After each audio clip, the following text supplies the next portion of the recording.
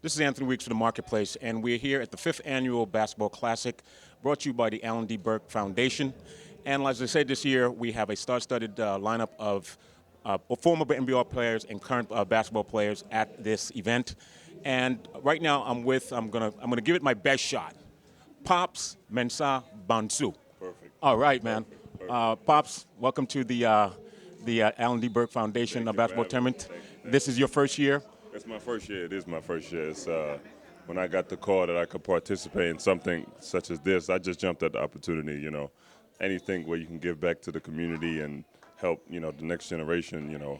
I always, like I said, jump at the opportunity to do so and get an opportunity to see St. Croix too. I'm from North London, and my family's from West Africa and Ghana, and so I already feel like I'm at home when I'm on the island. So I definitely soaking everything in so far. You've played with the European League, a number of European teams. You've played with the Dallas Maverick.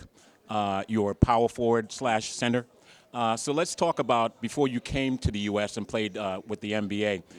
Give us an idea, obviously, because we are a U.S. territory. A lot of the players, interestingly, even though we're part of the U.S., we're in the Caribbean, so there's a lot of foreigners that come to the U.S. Virgin Islands to kind of enter into the U.S. into the United States. Was it deliberate? Did you really want to come into America to play ball with the NBA, or did you get traded? I mean, how did that process work? This got a little backwards. So I moved here as a teenager, 15, 16. I was just going to school. I was actually running track and playing soccer.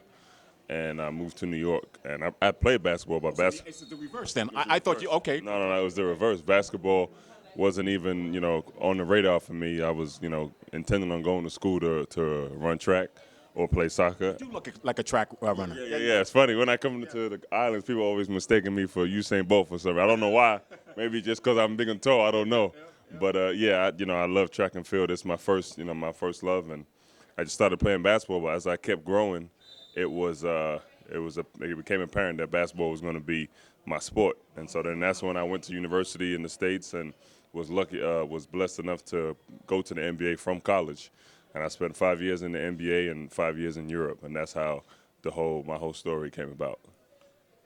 I find it's an interesting trend because Tim Duncan, he was a swimmer before he became a basketball player. Is that a normal? Is that the norm? No, I'm saying where you didn't start off really pursuing basketball and then you end up coming from another sport into basketball. Is that a trend throughout the industry? It happens. There's some kids, like I wish I would have played basketball from the age of 4 years old, but where I was from, and just like here, basketball wasn't a big sport or a major sport. So we found our loves in other sport. And Tim was a swimmer, like everybody knows, and he just kept growing like myself.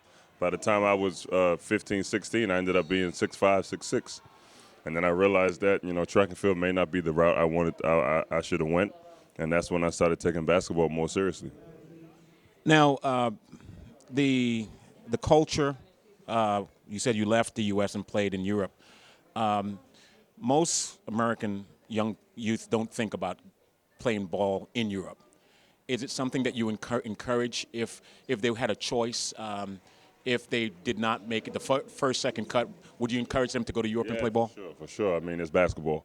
I always tell guys this, that there's probably, in this world of basketball today, there's probably 10,000 guys, and that's probably a large number, who have NBA caliber talent, who could play in the NBA or should be in the NBA, but there's only 450 spots.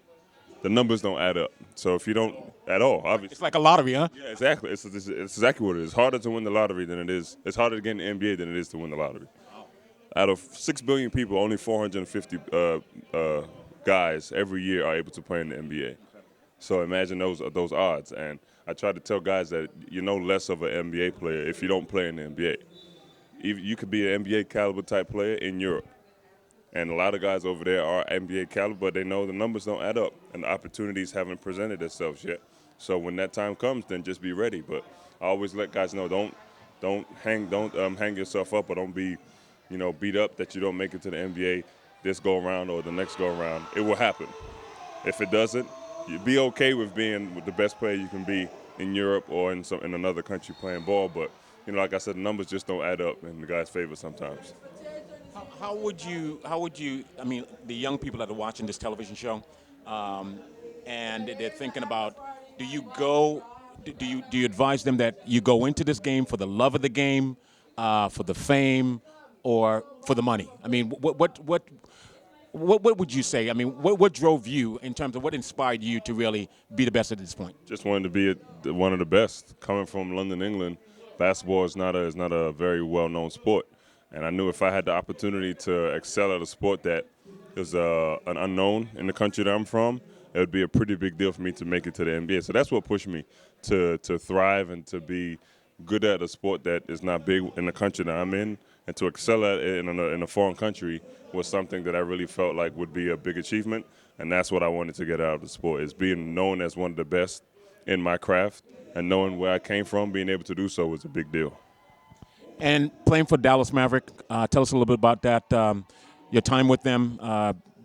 Did you feel your tenure with them was productive? It was difficult, not difficult because I was playing behind Dirk Nowitzki, who was at the time the MVP. So playing against the best player on the planet at that time was difficult, but it was a great learning process to see how he went about things on a daily basis and see how he carried himself, how he practiced his routines, and how he went about things was a great learning tool for me. We were the best team in the NBA at that time, so we won almost 70 games, won 67 games. Not too many other teams can, really say that, but to be a part of that was a great, especially as a rookie, was a great stepping stool for me. So I definitely had a good time there.